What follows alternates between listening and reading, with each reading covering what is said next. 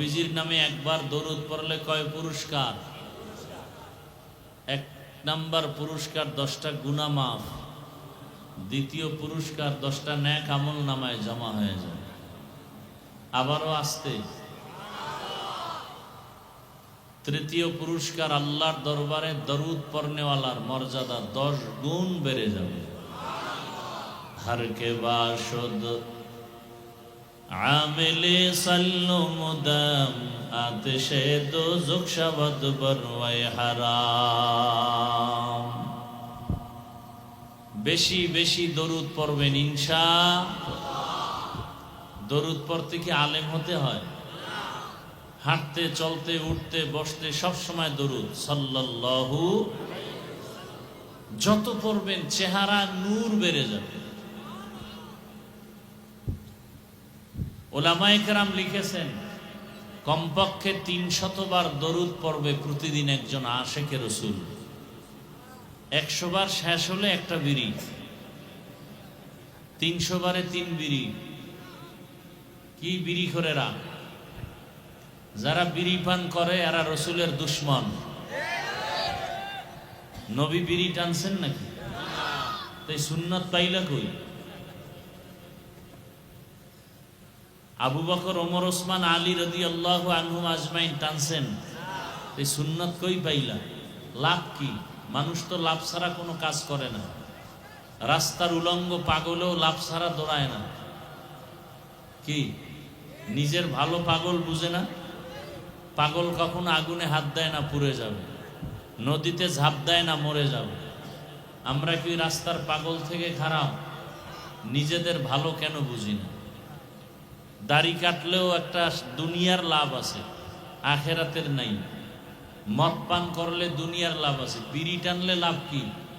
এক সোরায় কয় bathroom clear হয়। এই লাভের জন্য বিড়ি টানে। বিড়ি টানলে চেহারায় নূর বাড়ে, ঠোঁটগুলো লাল হয় না কালো? এদের কলিজা আরো কালো, এদের কলিজা আরো কালো। আল্লাহ হেদায়েত না দিলে কি করার? হেদায়েতের মালিক পীর সাহেব? হেদায়েতের মালিক কে? আল্লাহ যে হেদায়েতের মালিক, এর সাথে আরো 2-1 ভাগ আছে? এককভাবে হেদায়েতের মালিক আল্লাহ। আল্লাহ কতজন? সবাই কথা বলেন, কতজন? আল্লাহ যে এক, কোন দিক থেকে এক? আস্তে, এত আবেগগুলোই খারাইলে তো সমস্যা। আল্লাহ সব দিক থেকে এক। কেমন এক? আল্লাহর মতো আর কেহ আল্লাহর মতো আল্লাহ নাই। আল্লাহর ক্ষমতার মতো কারো ক্ষমতা? যদি বলেন হ্যাঁ আছে, তো আল্লাহ যে এক এটা তো আর থাকে না। যদি বলেন আল্লাহর গুণের মতো কারো গুণ আছে, তা আল্লাহ যে একক গুণের ক্ষেত্রে, এই কথা তো আর ঠিক থাকে না। এই আল্লাহর মতো আরো কিছু আছে মনে করার নাম শিরক। আল্লাহর ক্ষমতার মতো ক্ষমতা আছে মনে করার নাম। আল্লাহ যা পাবেন এককভাবে, এটা আরেকজনকে দেওয়ার নাম শিরক। সহজ কথা। সেজদা কে পাবেন? এটা আরেকজনকে দেওয়ার নাম। যারা দেয় তারা মুশরিক, যারা দেয় তারা মুশরিকদের জন্য জান্নাত হারাম। আমায় ইউশরিক বিল্লাহ ফাকাদ হাররামাল্লাহু আলাইহিল জান্নাহ। যারা শিরিক করে আল্লাহ তাদের উপরে জান্নাতকে হারাম করে দিয়েছেন, কোরআনের আয়াত। তো ইনশাআল্লাহ বেশি বেশি দরুদ পড়ব তো। প্রতিদিন কতবার? 300 বার দরুদ পড়বেন। শর্ত 2টা। 1 নাম্বার শর্ত খুব নির্জনে পড়বেন। দ্বিতীয় শর্ত পবিত্র অবস্থায় পড়বেন। নির্জন সময় বাজার, হ্যাঁ, 2টা সময় খুব নিরিবিলি, ফজরের নামাজের পরে অথবা ঘুমের আগে। বেশি ভালো ঘুমের আগে যদি 300 বার দরুদ পড়েন, একটা তসবিহ হাতে নিয়ে। কি হাতে? ভাই জবাব দেন কথা। তসবিহ চিনেন না? তসবিহ হাতে নিয়ে আমল করবেন, এটা সুন্নতে সাহাবা। তসবিহ হাতে নিয়ে আমল করা কি সুন্নতে? তসবির বিরোধিতা যারা করে এরা বাতিল। সবাই বলেন না কেন? আমরা কি পাগলের মতো কথা বলিনি? তসবিহ হাতে নিয়ে আমল করা এটা সুন্নতে সাহাবা। একটা তসবিহ কিনবেন নি, কত লক্ষ টাকা দাম? কি একটা তসবির দাম কত? যুবকরা বলো, তুমি একটা তসবিহ কিনবা, তোমার মাকে একটা তসবিহ হাদিয়া দিবা কিনে, তোমার বোনকে একটা তসবিহ হাদিয়া কিনে দিবা। তসবিহ নিয়ে আসে না এদিকে? তসবিহ কিনে নিয়ে যাও, মাকে দিবা একটা, বাবাকে একটা তসবিহ 20 টাকা। মা বাবা ওই তসবিহ নিয়ে দরুদ শরীফ পড়বে। তসবিহ থাকলে টুকটাক আমল হয়, গুনাহ কম হয়। কি ভাই, তসবিহ হাতে নাও যুবক, মাকে দাও, বোনকে দাও, ভাইকে দাও, বাবাকে দাও, সুন্দর তসবিহ হাতে দাও। তসবিহ হাতে নিয়ে আমল করা এটা সুন্নতে। যারা বিরোধিতা করে তারা হক না বাতিল? বাতিল। সাহাবায়ে কেরামের বিরোধিতা করাই সে জাহান্নামে যাওয়ার জন্য যথেষ্ট। আবারও আসতে বলো। আপনাদের খুব কষ্ট হইতেছে, কষ্ট তো আমার হইতেছে। আপনাদের কি কষ্ট? একটু ফাঁকে ফাঁকে আওয়াজ দিবেন। সাহাবায়ে কেরামদের বিরুদ্ধে কথা বলা বা ফেসবুকে লেখা, ইশারা বা ডাইরেক্ট জাহান্নামে যাওয়ার জন্য আর কিছু প্রয়োজন হবে? সাহাবায়ে কেরামদেরকে যারা মানে এবং রসুলকে যারা মানে, এই দুই মেরুর থেকেই আসছে আহলে সুন্নাত ওয়াল জামাত। আহলে সুন্নাত মানে রসুলের সুন্নতের অনুসরণ করে, ওয়াল জামাত মানে সাহাবায়ে কেরামদের জামাতের অনুসরণ করে। আমরা নবীর অনুসরণ করি কি করি না? সাহাবায়ে কেরামদের পক্ষে না বিপক্ষে? আমরাই আহলে সুন্নাত ওয়াল জামাত। যারা সাহাবায়ে কেরামদেরকে মানতে কষ্ট, বিরোধিতা করবে, আর কোনো দলিল লাগবে না, এরা বাতিল, সাহাবাদের বিরোধিতাই তার দলিল। আবার আসতে বলেন কেন?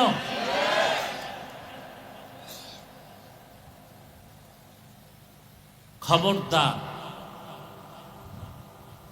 আমাদের সমাজে সাহাবায়ে কেরামের বিরুদ্ধে কথা বলনেওয়ালা কোনো আশেকে রসুল নাই? আরে মিয়া, রসুলের বিরুদ্ধে বলে, সাহাবায়ে কেরাম তো পরের কথা।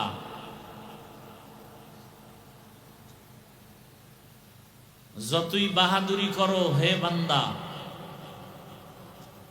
আমল করতে করতে পাহাড় সমপরিমাণও যদি কেউ করে, সাহাবায়ে কেরামদের সমান হবে? এদের বিরোধিতা কেন?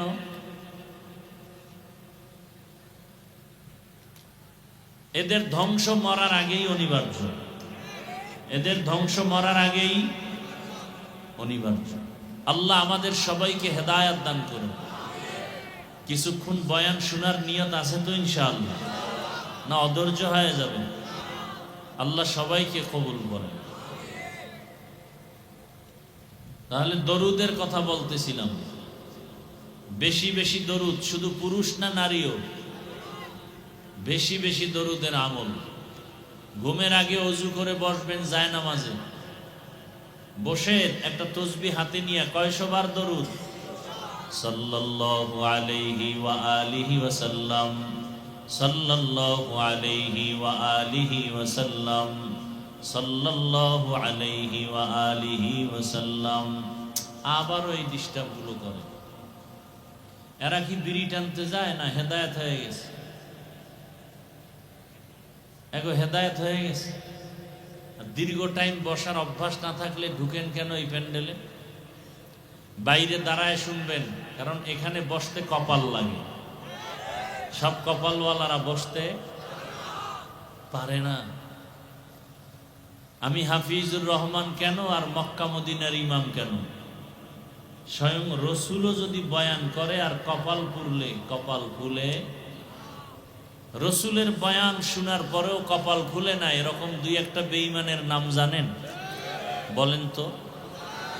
গর্বসুরত আদমি ইনসাবুদে, আহমদ বু জাহলো হাম এক সাবুদে।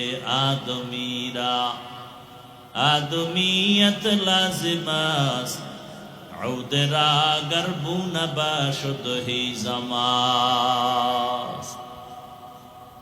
একদিন আর দুদিন, দীর্ঘ 13 বছর পর্যন্ত আবু জাহাল রহমতের নবীর বয়ান শুনল। যেই রহমতের নবী আমার এত দামি, যার চেহারা মোবারকের দিকে একবার নজর দিলে পেটের ক্ষুধা নিবারণ হয়ে যায়। আবারও সুবহানাল্লাহ। কেমন মায়ার নবী আমার। আম্মা জান আয়েশা রাদিয়াল্লাহু আনহা বলেন, রহমতের নবীর ঘাম থেকে মিশকের ঘ্রাণ, নবীজির ঘাম মোবারক আমরা বোতলে ভরে রাখতাম আর বড় বড় অনুষ্ঠানে আতর হিসেবে ব্যবহার করতাম। কেমন মায়ার নবী আমার। নবীজি যেখানে কদম মোবারক রাখেন ওই জায়গা থেকে দীর্ঘ বছর পর্যন্ত শুধু মিশকের ঘ্রাণ। দুনিয়ার সব প্রাণীরা নবীরে চিনল, বাংলাদেশের মুসলমান এখনো নবীরে চিনতে পারো নাই। যদি নবীরে চিনতি, বিড়ি টানতে পারতি না, দাড়ির মধ্যে অস্ত্র লাগাইতে পারতি না। তুকু যাও সুন্নতে আহমদ কুজা, তুকু যাও সুন্নতে আহমদ কুজা, বা মুহাম্মদ কৈবুয়ত নিসবত তোরা, মান আহাব্বা সুন্নতি কৌলে রসুল, মজদায়ে কানা মাই হাম কুন কবুল। ওগো নবীর উম্মতেরা,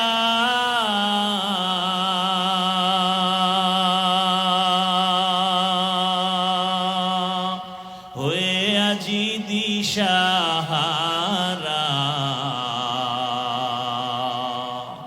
কোরআন হাদিসের চলো যখন যাহা চায় মনে,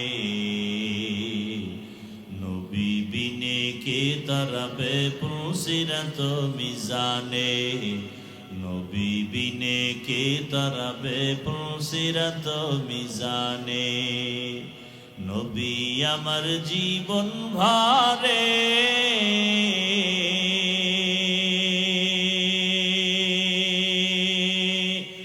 দিনের লাগি কষ্ট করে,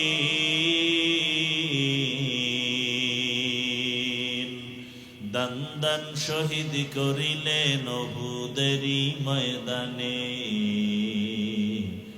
নবী বিনে কে তারাবে পুসিরত মিজানে, নবী বিনে কে তারাবে পুসিরত মিজানে। রহমতের নবী আমার, যাকে দেখলেই কলিজা ঠান্ডা হয়ে যায়, যাকে এক নজর দেখার জন্য গর্তের পিপিলিকা আল্লাহর কাছে আরজি পেশ করে, গর্তের সাপ অপেক্ষা করে এক নজর দেখবে রহমতের নবীকে। এরে আজকে সেই নবীর উম্মত হইলা, এত সম্মান কিন্তু নিজের সম্মান নিজে ধরে রাখতে পারলা না।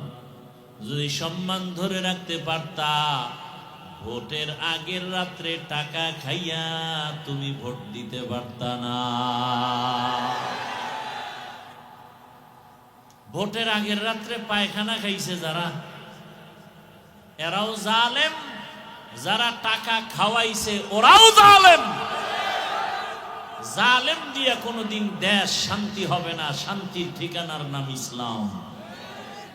শান্তির ঠিকানার নাম কি? দীনিয়াল ইসলাম দীনু মাওকাহু, আরজু কুফরানান আফওয়ান ইনদাহু। ভাইরা আমার, রহমতের নবী কি 13 বছর দেখলো কে? আবু জাহাল। আবু জেহেল না, জাহলুন শব্দ। আবু জাহল 13টা বছর নবীর সাথে একত্রে এক দস্তারখানে খাইল। 13 বছর বয়ান শুনলো, চেহারা দেখলো, এরপরও কালেমা। হাতের মুষ্টিতে পাথর নিয়ে কয়, ভাতিজা যদি বলতে পারো আমার হাতের মুঠিতে কি আছে। নবী বলেন, আমি জানি না, তবে হাতের মুষ্টিতে যা আছো তোরা একটু আওয়াজ দে। সাথে সাথে পাথরগুলো কালিমার আওয়াজ দিল। আবু জাহাল পাথরগুলো মাটির মধ্যে ফেলে কয়, মুহাম্মদ তুমি কতদিন আগে জাদুকর হয়েছো আমি জানতে পারি নাই। মান ইয়াহদিল্লাহু ফাহুয়াল মুহতাদ ওয়া মান ইউদ্লিল ফালান তাজিদা লাহু ওয়ালিয়াম মুরশিদা। হেদায়েতের মালিক কে? 13 বছর বয়ান শুনে আবু জাহাল কালেমা পড়ে না। অন্যদিকে 27 বছরের একটা যুবক তরবারি নিয়ে দৌড়ায় আমার নবীকে জবাই করার জন্য। কত বছরের যুবক? তরবারি নিয়ে যায়, মুহাম্মদের গর্দান কেটে আনবে। রহমতের নবীর সামনে যাইয়াছে, হারা মোবারক দেখে তরবারি ফালায় কয়, রহমতের নবী কালেমা পড়ায়া মুসলমান বানায়া দে। এই 27 বছরের যুবকের নাম কি? নাম কি? জিন্দেগি মে বন্দগি তু করনা হে, जिंदगी में बंदगी तू करना है, जिंदगी बे बंदगी शर्मिंदा है, जिंदगी बे बंदगी शर्मिंदा है। यहाँ हम सब मुसाफिर दिल न लगा, अहले दिल की नजर से रूह करता जा। यहाँ हम सब मुसाफिर दिल न लगा,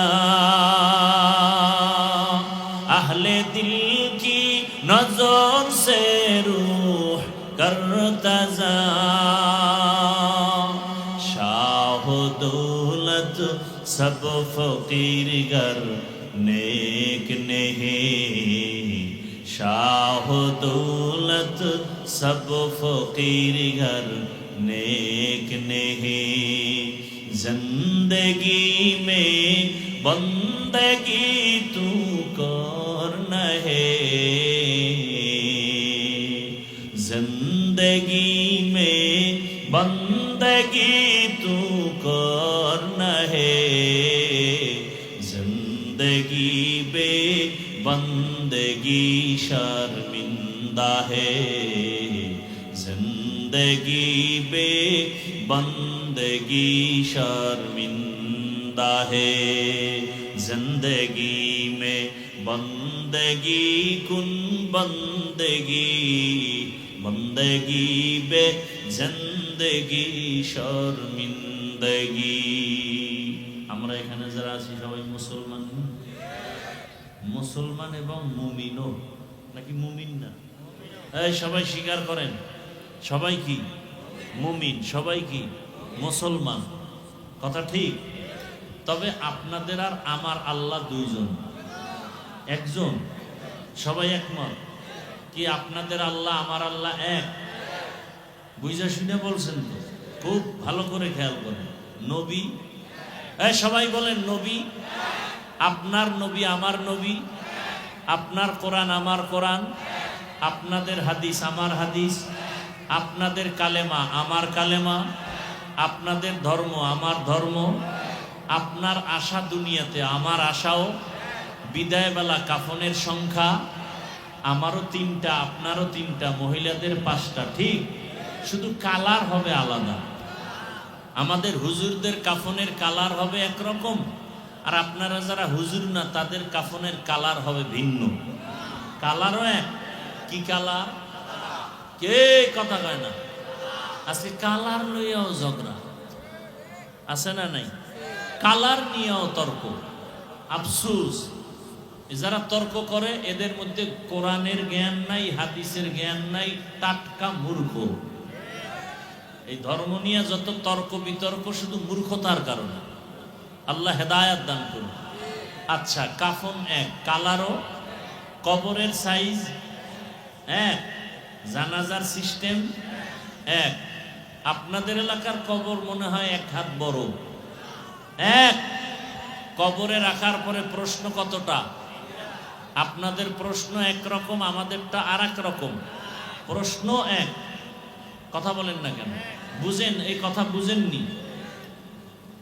এবার আমাকে জবাব দেন তো, আল্লাহ এক, নবী এক, কোরআন এক, কাবা এক। কাবা এক না আলাদা? কি আপনাদের কাবা আবার বড়ুরা আছে নাকি আলাদা? না, ঢাকাওয়ালারা আবার একটা নতুন কাবা বানাইছিল দোহার থানায়। ওখানে বহুত পাগল গিয়া ছাগল হয়ে গেছে। আল্লাহর ঘর বাইতুল্লাহকে কাবা তারা মানে না। কি আপনাদের কাবা কি এক?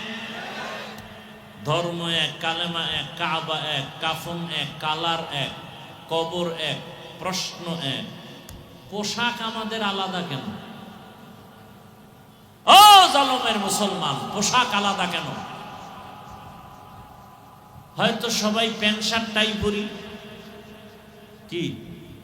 আর যদি মনে করেন না এটা মদিনার পোশাক না, তাহলে মদিনারটা পরেন। একজন চালাক বলে চাকুরি, কি চাকুরি থাকে না প্যান্ট শার্ট টাই না লাগাইলে। আমি বলবো আপনি রসুলের আশেক যদি হন, যেই চাকরি করলে মদিনার পোশাক লাগান যায় না, সে চাকরি করেন কেন? টাকার জন্য, খাওয়ার জন্য। রিজিক দেন কে? গর্তের পিপিলিকার খানা কে দেন?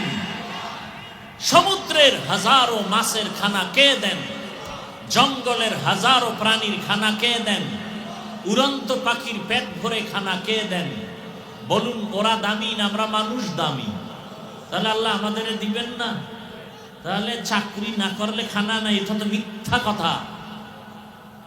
এরপরও আমি মেনে নিলাম 1 মিনিটের জন্য প্যান্ট শার্টটাই পরে চাকরি। মসজিদে কি চাকরি? সেখানে কেন মদিনার পোশাক নাই? ওয়াজের প্যান্ডেলে কেন মদিনার পোশাক নাই? আবার কিছু বেয়াদব বলে পোশাকের মধ্যেই কি ইসলাম? প্রশ্নটা আমাকে করো কেন, মদিনার রসুলকে করতে পারো না? বলে দাড়ির মধ্যে কি ইসলাম? প্রশ্ন আমাকে কেন, মদিনার রসুলকে প্রশ্ন করো। যারা দাড়ি কাটে ছাটে, দোনো দলের গুনাহ সমান, কবিরা গুনাহ, মোনাজাত কবুল হবে না। এরা রসুলের দুশ্মন, রসুলের কলিজায় আঘাত করে। 24 ঘন্টার সেকেন্ডে সেকেন্ডে সেকেন্ডে অল টাইম কবিরা গুনাহ, কবিরা গুনাহ, কবিরা গুনাহ। আমি রসুলের আশেক, আমার অন্তরে কোনো সন্দেহ নাই, আমি পিওর আশেক, আমি রসুলের পিওর আশেক। আমি রসুলের মোহাব্বতে কথা বলছি, কোনো দলের পক্ষে, কোনো পীরের পক্ষে বলছি না। বরং রসুলের সুন্নতের আলোকে যে চলে না, সে আমার পীর হলেও দুশ্মন। রসুলের সুন্নতের লাইনে যে চলে না, সে আমার বাবা হলেও আমি তাকে পছন্দ করি না। এটাই তো রসুলের আশেকের কথা। আর ভণ্ড ওরা বলবে আমরা রসুলকে মানি, কিন্তু দাড়ির হুকুমটা আপাতত মানি না। আমরা রসুলের আশেক বটে, তবে বিড়ির হুকুমটা এটা ছাড়তে পারি না। আমরা রসুলের আশেক ঠিক, তবে রসুলের পোশাকটা এখন পরতে পারি না। এরা আশেক দাবিদার ঠিক, তবে এরা ভণ্ড। এরা কি? তুকু যাও সুন্নতে আহমদ आमद को जाबा मोहम्मद कैबुअद निस्बत तोरा चिल्लिदार যুবক কেমন একজন নবীর উম্মত আল্লাহ বানাইছেন যেই নবীকে দেখার জন্য আসমান কাঁদে, জমিন কাঁদে, পাহাড় কাঁদে, বাতাস কাঁদে। আল্লাহ দয়া করে সে নবীর উম্মত বানাইলেন। নবী যদি বলে আমার উম্মত হইয়া বলো আমার হাদিয়া কি নিয়ে আসছো বলো। নবী যদি দেখে দাড়ি নাই, নবী বলবে সোহকান সোহকা, ভেগে যাও, আমি তোমার নবী না, তুমি আমার উম্মত না। আল্লাহ হেদায়েত দান করুন। আলিফ লাম মিম ওয়াল্লাহু আ'লামু বিমুরাদিহি বিযালিক যালিকাল কিতাবু লা রাইবা ফীহ। কোরআন এমন একটা কিতাব যার মধ্যে কোনো ভুল আছে। হুদাল লিল মুত্তাকিন, যারা আল্লাহকে ভয় করে তাকওয়াওয়ালা তাদেরকে করবে কোরআন হেদায়েত। নবীজি বলেন ইত্তাকিল মাহারিম তাকুন আ'বাদান নাস, আল্লাহর নিষিদ্ধ জিনিস থেকে নিজেকে বাঁচাও, তাহলেই তোমার মর্যাদা বেড়ে যাবে মানুষের কাছে আল্লাহর আদালতে।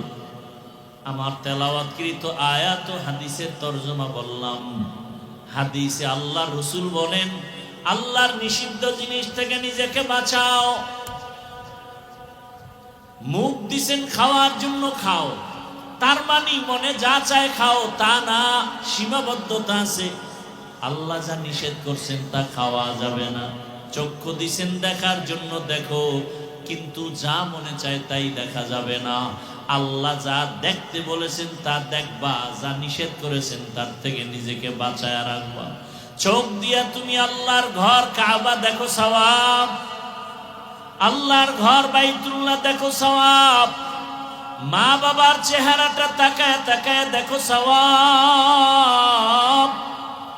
আল্লাহর কোরআন তাকায় দেখো সওয়াব, আল্লাহর নবীর ওয়ারিস ওয়ারাসাতুল আম্বিয়া উলামায়ে কেরাম আহলে হক তাকায় দেখো সওয়াব। কিন্তু ওই চক্ষু দিয়া তুমি আজ মোবাইলটা হাতে নিয়ে গুনাহ তাকায় তাকায় দেখো, আর সারা রাত কাটায় দিলা। ফজর নাই, জোহর নাই, আসর নাই, মাগরিব এশার নামাজের খবর নাই। আজান শুনিয়াও বান্দা নামাজে যাও না, মোবাইলে 1 ঘন্টা 2 ঘন্টা 3 ঘন্টা সময় দিলা। 20 মিনিট সময় দিয়া ফজরের 4 রাকাত নামাজ পড়তে পারো না। মোবাইলে সময় দেয় কি 5 মিনিট, ঘন্টাকে ঘন্টা, ঘন্টাকে আনলিমিটেড। অথচ ফজরের নামাজ আদায় করতে 20 মিনিটের বেশি লাগবে না,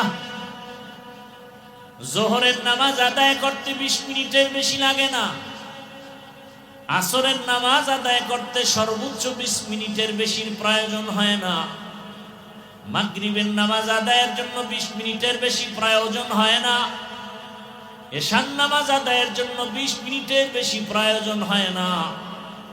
অথচ বান্দা মোবাইলে ঘন্টাকে ঘন্টা সময় দিয়া চোখের গুনাহ করে, হাতের গুনাহ করে, জবানের গুনাহ করে।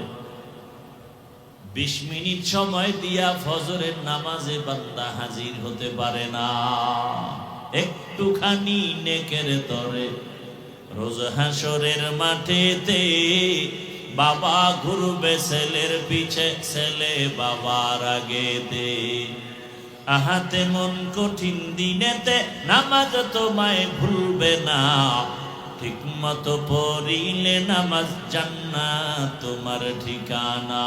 ঘুমের চেয়ে নামাজ ভালো আর তুমি ঘুমাইও না, ঠিক মতো পড়িলে নামাজ জান্নাত তোমার ঠিকানা। আমার প্রাণের ভাই বোনেরা জলদি করে উঠে যাও, ওযু করে তাড়াতাড়ি নামাজ পড়তে লেগে যাও। আহা নবী বেনামাজির শাফাআত করিবেন না, ঠিক মতো পড়িলে নামাজ জান্নাত তোমার ঠিকানা। ঘুমের চেয়ে নামাজ ভালো আর তুমি ঘুমাইও না, ঠিক মতো পড়িলে নামাজ জান্নাত তোমার ঠিকানা। মকুন সুসুতি নামাজে পাঞ্জেগানা ফাওয়াইলুল লিল মুসাল্লিনাল্লাযীনা মুমিনারা ইনামাজ ইমদাদ দা ইস্তাঈনু আয়াতে কুরআবখা আয়াতে কদ আফলাহারা ইয়াদে কুন গৌর কুন্দর মানি আজ দিল সাদেকুন। লালমাই পাহাড় চিনেননি? কোথায় লালমাই পাহাড়? লালমাই আপনাদের কাছে না দূরে? ওখান থেকে একটা বানর আসছে। বানর,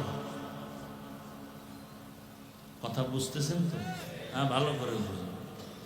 বানর নেমে এসে একটু খোঁজ খবর নিতেছে বরুড়ার মানুষগুলো কেমন, আর তার জাতি ভাই দুই একজন দেখা যায় কিনা। খুব খেয়াল করেন।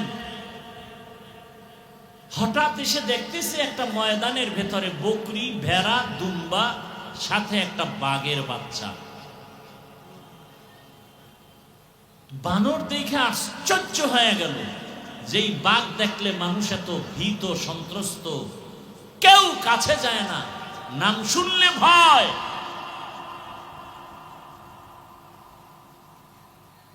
সেই বাঘ, বকরি, ভেড়া, দুম্বা একত্রে চলে বাঘের বাচ্চা সহ। দৌড়ে গিয়া বাঘের কানের কাছে মুখ লাগায় গায়, বন্ধু এদিকে আসো, তোমার সাথে একটা জরুরি পরামর্শ আছে। পালের থেকে ছুটাইয়া বাঘের বাচ্চাটাকে নিয়ে গেল জঙ্গলের ভেতরে একটা কূপের কাছাকাছি। বলে তুমি কি? বলে আমি কি? আমি পশু। বলে তুমি কি তোমার মায়ের কথা ভুলে গেছো? বলে হ্যাঁ, ভুলে গেছি।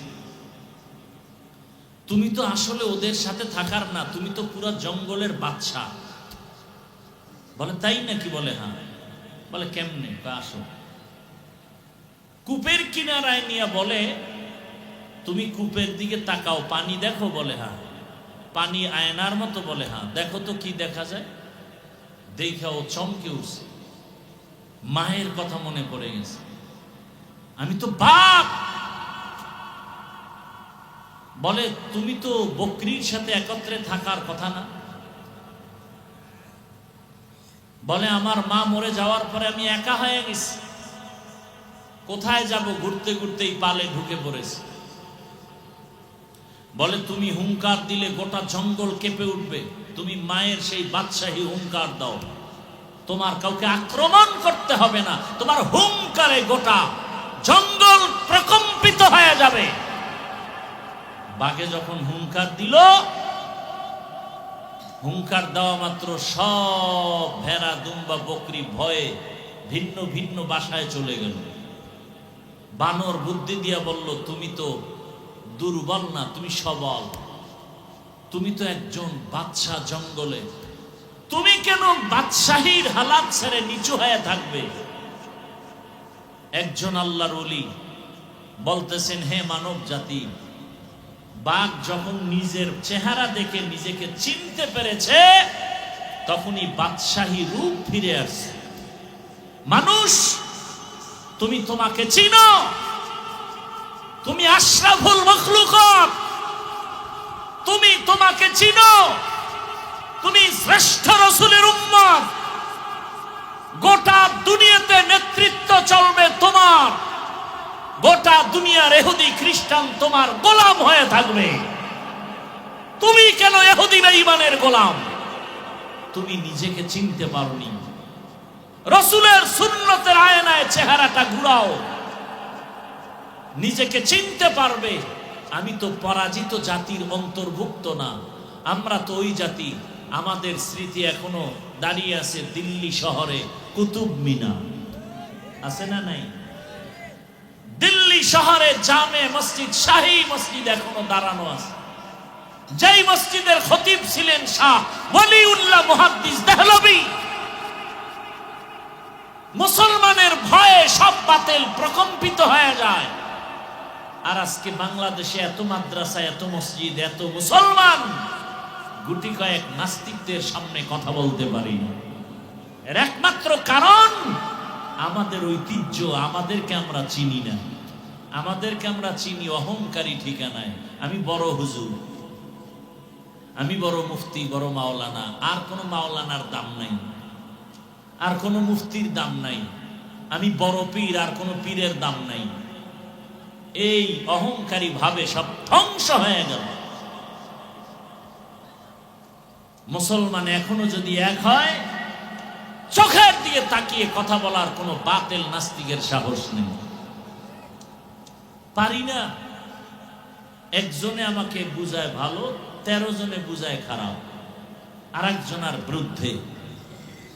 দেখেন না, বিভিন্ন জায়গায় ওয়াজ মাহফিলে বাধা হিন্দুরা দেয়, খ্রিস্টান দেয়।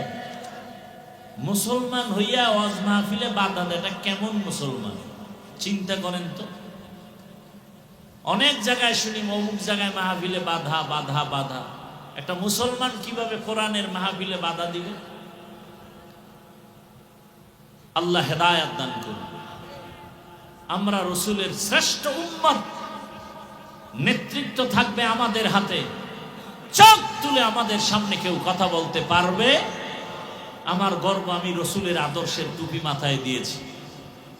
আমার গর্ব, আমি রসুলের আদর্শের দাড়ি রেখেছি, পোশাক পরেছি। এ কারণে আমরা আগেও যেমন বাদশা ছিলাম, এখনো কি? কথা বলেন না কেন?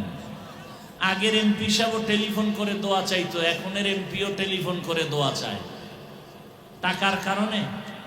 হ্যাঁ, আর আপনি টাকা খাইয়া ভোট দিছেন, আপনার কোনো বেল নেই, শেষ ওই রাত্রেই। এবার আপনার মাইয়া পোলা নিয়া চিন্তাই হচ্ছে, গুম খুন হচ্ছে। আপনি চেঁচামেচি করলে বলবে খবরদার আওয়াজ দিবি না, তোরে খাইয়া ফেলামু। ভোটের আগের রাত্রে 500 টাকায় তোর 14 গোষ্ঠী কিনে ফেলছি না, আওয়াজ দিবি না। আর আমরা যারা রসুলের আদর্শ নিয়ে আছি, আগেও বাদশার মতো, এখনো কি কোন মায়ের সন্তান চোখের সামনে তাকায় কথা বলার সাহস নাই। এতটুকু শক্তি আর হিম্মত অন্তরে এখনো আছে, আলহামদুলিল্লাহ। যত চান্দু পিছনে পিছনে যাই বলো, সামনে দাঁড়িয়ে কথা বলার সাহস কোনো বেয়াদবের নাই। আমাদের শক্তি টাকা নয়, ক্ষমতা নয়, একমাত্র রসুলের আদর্শ, রসুলের সুন্নত। কিন্তু কই সে রসুলের সুন্নত? টুপি কই, দাড়ি কই, তসবি কই, পাগড়ি কই? রসুলের পাগড়ি, রসুলের সুন্নতের টুপি আমরা না পরলে কে পরবে? রসুলের সুন্নতের পাগড়ি আমরা না বাঁধলে কারা বাঁধবে? হিন্দুরা। এটা দিয়ে দিছে পীর সাহেবদের, তাবলিগওয়ালাদেরকে, চরমনাইওয়ালাদেরকে, উজানিওয়ালাদেরকে। আপনাদের পাগড়ি লাগবে না। রসুলের দাইমি সুন্নত পাগড়ি, সর্বাবস্থায় পাগড়ি, আর সে পাগড়ি নেই। আল্লাহ হেদায়েত দান করুন। ইত্তাকিল মাহারিম তাকুন আবাদান নাস। আল্লাহ বলেন, নবী বলেন, আল্লাহর দেওয়া নিষিদ্ধ জিনিস থেকে নিজেকে বাঁচাও, মর্যাদা বেড়ে যাবে দুনিয়ায় আখিরাতে। চোখ দিয়ে দেখো, মা বাবার চেহারা দেখো সওয়াব, আল্লাহর কোরআন দেখো সওয়াব, আলেম দেখো সওয়াব, বাইতুল্লাহ দেখবা সওয়াব। যত দেখবা বাইতুল্লাহ দিয়ে তাকায় থাকবা, অনবরত সওয়াব আর সওয়াব। কারণ এটা আল্লাহর কুদরতের, রহমতের সেন্টার।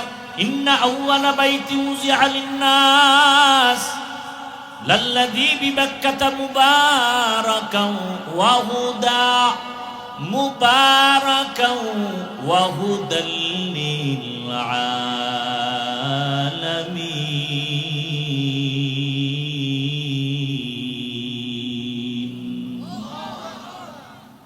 আল্লাহ তাআলা বরকতের, হেদায়েতের ঘর বানাইলেন জমিনের মধ্যে, বাইতুল্লাহ। আর দুনিয়ার মানুষের হেদায়েতের জন্য দিলেন আমার আল্লাহ কোরআন। শাহরু রমাদান আল্লাযী উনজিলা ফীহিল কুরআন হুদাল লিন-নাস ওয়া বায়্যিনাতিন মিনাল হুদা ওয়াল ফুরকান। দুনিয়ার মানুষের হেদায়েতের জন্য রমজান মাসে আল্লাহ কোরআন অবতীর্ণ করলেন। আর তেলাওয়াতকৃত আয়াতের শুরুতে আল্লাহ বলেন হুদাল্লিল মুত্তাকিন, যারা আল্লাহকে ভয় করবে তাদের জন্য কোরআন হেদায়েত। ওমরের মতো বান্দা 27 বছর বয়সে রাসূলের কাছে গিয়ে কালেমা পড়ে এত দামি হয়ে গেছেন, এখন ওমর যে রাস্তা দিয়ে হাঁটে শয়তান ওই রাস্তায় হাঁটে না। যুবক মদের বোতল নিয়ে হাঁটতেছে, ওমরের দেখে ভয় পেয়ে গেছে, ফালাইতেও পারে না। ওমর কাছে আসছে, যুবক মনে মনে তওবা করছে আর মদ পান করবে না। ওমর বোতলটা নেওয়া মাত্রই দেখে এক ফোঁটা মদও নাই, পুরা বোতলটাই দুধে ভরা। কাদেরে কুদরতু দারি বরকামাল, আন্তা রব্বি আন্তা হাসবি যুল জালাল, তুহি কাদের জলিলুল্লাহ জাহাদার, বহর হালে তুহি মেরা নেগাহদার।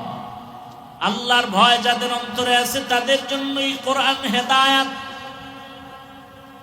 তারাই পাবে সফল জান্নাত।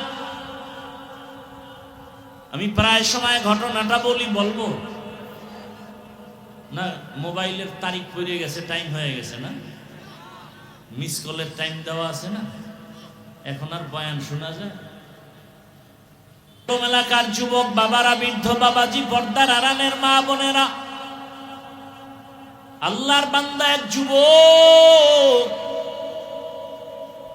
আল্লাহর ভয় নিয়ে নামাজ আদায় করে, আল্লাহর হুকুম মতো পর্দা করে, বিবাহ করে নাই, করে না। বয়স কেটে যাচ্ছে, একদিকে ছোট ভাই বিবাহ করেই ফেলেছে, বড় ভাই এখনো বিবাহ করতে পারে না। একদিন জিজ্ঞাসা করে, ভাই বিবাহ করো না কেন? বলে ভালো মেয়ে পাই না। ছোট ভাই মনে করলো ভালো মেয়ে মানে শিক্ষিতা, টাকাওয়ালা, সুন্দরী, রূপসী। একটা খোঁজ নিয়ে কয় পেয়ে গেছি। বলে এমন মেয়ে চাই না। কয় কেমন চাও? কয় আমি এমন একটা মেয়েকে বিবাহ করতে চাই যেই মেয়েটা আল্লাহর ভয় নিয়ে আমার ডান হাতটা ধইরা আমাকে জান্নাতের দিকে আগায় দিবে। ছোট ভাই বলে তোর কপালে এমন মেয়েও নাই, বিয়াও নাই।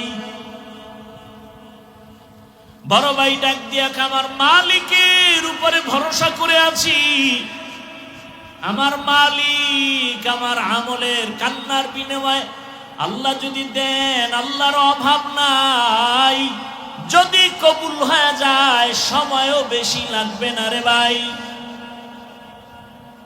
কিছুদিনের মধ্যে খবর পেলেন পাশের এলাকার মধ্যে একজন আল্লাহর ওলি আসছেন, বুজুর্গ আহলুল্লাহ আউলিয়ায়ে কেরামদের একজন আল্লাহর ওলি। মসজিদে আইসা খিমা গাড়লেন আর এলাকার মানুষের দিয়ে বয়ান করে আর দোয়া নেয়। মানুষ পানি পড়া নেয় আর হুজুরের হাতিয়া দেয়, দোয়া চায়। ওই আল্লাহর বান্দা খবর পাইয়া চলে গেল। একদিন ফজরের নামাজ গিয়া সে মসজিদে আদায় করলো। নামাজ আদায় করতে গিয়া হুজুরের কাছে গিয়া নির্জনে বসলো আর বলেন, হযরত আমি অমুক এলাকার এক গরিব সন্তান, বয়স কত এত, বিবাহ করেছো না কেন? বলে আমি এমন গুণের মেয়ে চাই, সে মেয়ে পাই না তো বিবাহ করি না। আমার মাওলার কাছে দোয়া করি আল্লাহ যেন একটা নেককারিনী বিবির ব্যবস্থা করেন, যে নেককারিনী বিবি আল্লাহর ভয় নিয়ে চলবে আর আমার ডান হাতটা ধরে ধরে জান্নাতের পথে আগায় দিবে। হুজুর আপনার কাছে আসছি, কোনো মেয়ে চাই না। আল্লাহ ওয়ালাদের দোয়া আল্লাহ ফেরত দিবেন না, কারণ আমার জবানের থেকে আপনাদের জবান পবিত্র, আমার হাতের থেকে আপনাদের হাত পবিত্র। আমরা গুনাহ করি, আপনারা গুনাহ কম করেন। একটু দোয়া করে দেন আল্লাহ যেন এমন গুণের একটা মেয়ের ব্যবস্থা করে দেয়। কথা চলতেছে চলতেছে চলতেছে, হঠাৎ মসজিদের বাহির থেকে সালামের আওয়াজ, আসসালামু আলাইকুম ওয়া রাহমাতুল্লাহ। সালামটা কোনো পুরুষের কণ্ঠের না, একটা কচি মেয়ের কণ্ঠের সালামের আওয়াজ। হযরত সালামের জবাব নিলেন আর বললেন, কে তুমি মসজিদের বাইরে? আল্লাহর বান্দি মেয়েটা ডাক দিয়া কয়, হযরত আমি এই এলাকার গরিব একটা সন্তান, আমার বাবা দুনিয়ায় নাই, আমার আম্মা কষ্ট করে জীবন চালায়। তোমার বয়স কত, এত বিবাহ হলো নাকি? বলে না। কেন হয় না? বলে আমি জীবনে ভালো একটা ছেলে পাই না। কেমন ছেলে চাও? বলে এমন একটা ছেলেকে আমি স্বামী বানাতে চাই, আল্লাহর ভয় তাকওয়া যার অন্তরে থাকবে, আর আমার ডান হাতটা ধরে জান্নাতের পথে আগায় দিবে। পাওয়া গেছেনি দুজন। ছেলেও চাইছে যেটা, আল্লাহ মেয়েও মিলাই দিলেন, মেয়েও তাই চায়। আল্লাহর কাছে চাও বান্দা, চাওয়ার মতো অসাধ্য সাধ্য হয়ে যাবে, অসম্ভব সম্ভব করতে পারেন কে? ইয়া আইয়ুহান নাস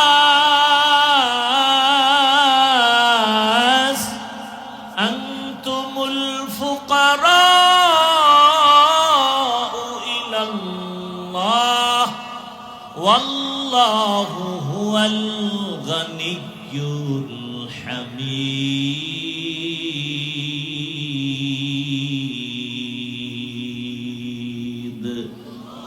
गर तवक्कुल में कुनी हर सुबह शाम, मेरा सानत रिस्क तू अजला मकाम, जुज़्बा हक जी जे मखा अज इंसुजा, फजले उआ मस्त दर जुमला जहा। ও আমার পর্দার আড়ালের মা বোনেরা, ও আমার যুবক বাবারা, ভালো করে ঘটনাটা শুনো। কেমন আল্লাহর বান্দি আর কেমন আল্লাহর বান্দা। ও যুবক বাবা, আমি এতক্ষণ বয়ান করতেছি, একবারও বলি নাই তাবলিগে যাও, কওমি মাদ্রাসায় যাও, পীরের কাছে যাও, না হয় জাহান্নামে যাবে। আমার মতো হুজুর হও, তাও বলি নাই। সারা বাংলাদেশে তো আমি একটা কথাই বলি, হে যুবক, তুমি চাকরি করো, ব্যবসা করো, স্কুলে পড়ো, কলেজে পড়ো, কোনো বাধা নাই।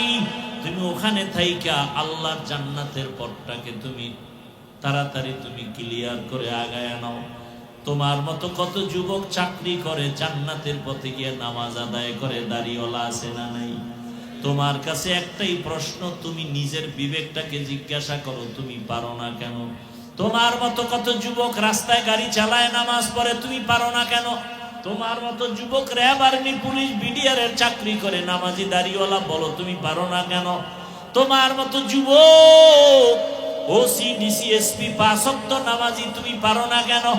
তোমার মতো যুবক চেয়ারম্যান, মেম্বার, এমপি, মন্ত্রী, নামাজি দাড়িওয়ালা, তুমি পারো না কেন? ও পর্দার আড়ালের মা বোনেরা, আপনার মতো কত মা কত বোন এই এলাকায় নামাজ পড়ে, পর্দা করে, স্বামীর মাল হেফাজত করে, মোবাইলে সময় নষ্ট করে না, এমন মা বোনের অভাব নাই।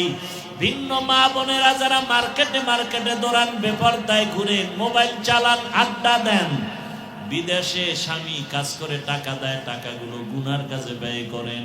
এরে আম্মা জান, আপনার মতো ভালো মা তো এই জমিনে আর হতে পারে না।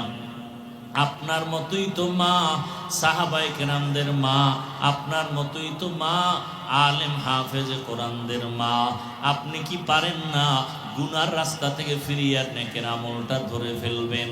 ওই আল্লাহর বান্দি যখন দোয়া চাইল, হুজুর এমন একটা ছেলে যেন আল্লাহ মিলায়া দেয়। আল্লাহর ওলি বলেন, মা তুমি যদি রাজি হও, একটা ছেলে তো আমার হাতে আছে, বলে আপনি যা বলবেন তাই মেনে নিব। এক পর্যায়ে বিবাহ হয়ে গেল।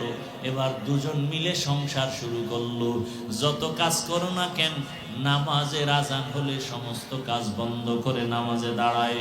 নামাজ পড়িয়া ভোর রাতেও নামাজ আদায় করে, তাহাজ্জুদ পড়ে যায় নামাজে বসে দুজনে দোয়া করে, কান্না করে, ও আল্লাহ দুইজনে দুই দিক থেকে দোয়া করছিলাম, আল্লাহ তুমি জান্নাতি এক স্ত্রী মিলায়া দাও। জান্নাতি স্ত্রী দোয়া করছিল, জান্নাতি স্বামী মিলাও।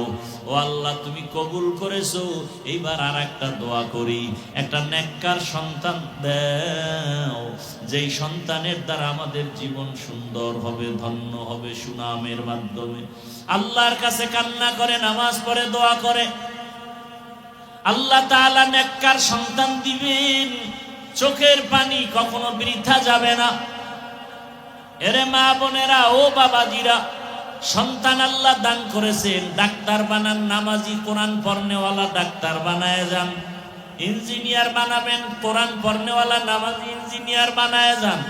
সন্তানটাকে প্রফেসর বানাবেন, চাকরিজীবী বানাবেন, কোরআন পড়নেওয়ালা নামাজি চাকরিজীবী বানায় যান।